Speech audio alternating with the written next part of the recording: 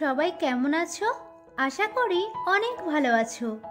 আজ অনেক দিন পর আবার তোমাদের সাথে একটা ডিটেল লং ভিডিও নিয়ে চলে এলাম। তো কিভাবে আমি ক্লে দিয়ে এই ছোট্ট সরস্বতী ঠাকুরটি বানালাম আজ সেটাই তোমাদের সাথে শেয়ার করব। এর আগে আমি এর শর্ট ভিডিও আপলোড করেছিলাম, কিন্তু সেটাতে তো পুরোটা দেওয়া সম্ভব নয়, তাই তোমাদের আবদারে এই লং ভিডিওটি করা।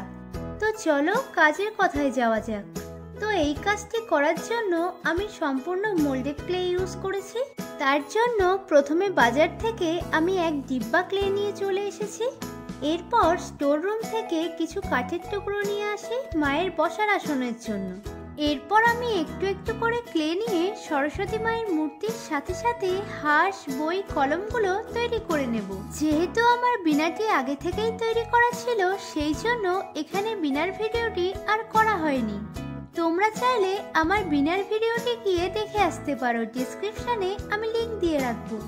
আচ্ছা, তোমরা অনেকেই আমাকে জিজ্ঞাসা করো এই ক্লেগুলো আমি কিভাবে ইউজ করি।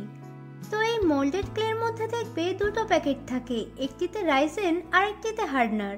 এই দুটোকে 1:1 রেশিওতে ভালোভাবে মিশিয়ে নিয়ে তারপর কাজ করতে হয়। আর এই ক্লেগুলো তোমরা অনলাইন বা অফলাইন স্টোরে ইজিলি পেয়ে যাবে। জানো, এর আগে আমি কখনো মূর্তি বানাইনি। তোমরা যখন আমার কাছে আবদার করলে তখন এটা আমার কাছে একটা বড় চ্যালেঞ্জ হয়ে দাঁড়ালো। কিন্তু মনে সাহস এনে যখন কাজটি শুরু করি তখন দেখলাম এই কঠিন কাজটাও আস্তে আস্তে আমার সহজ বলে মনে হচ্ছে।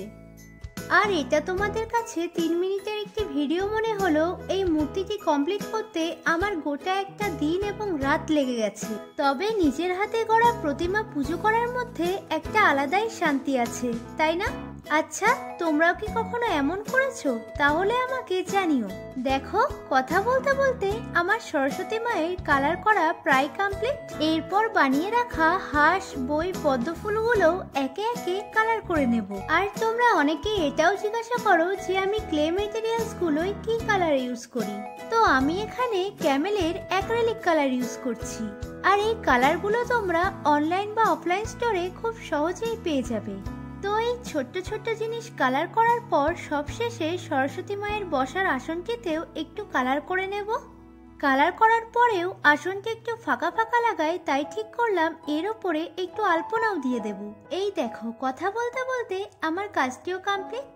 তো আমার এই ছোট্ট সরস্বতী মায়ের মূর্তিটি তোমাদের কেমন লাগলো অবশ্যই জানিও। আজকের ভিডিওটি এতটাই। খুব তাড়াতাড়ি দেখা হচ্ছে নতুন একটি ভিডিওতে। সবাই খুব ভালো থেকো।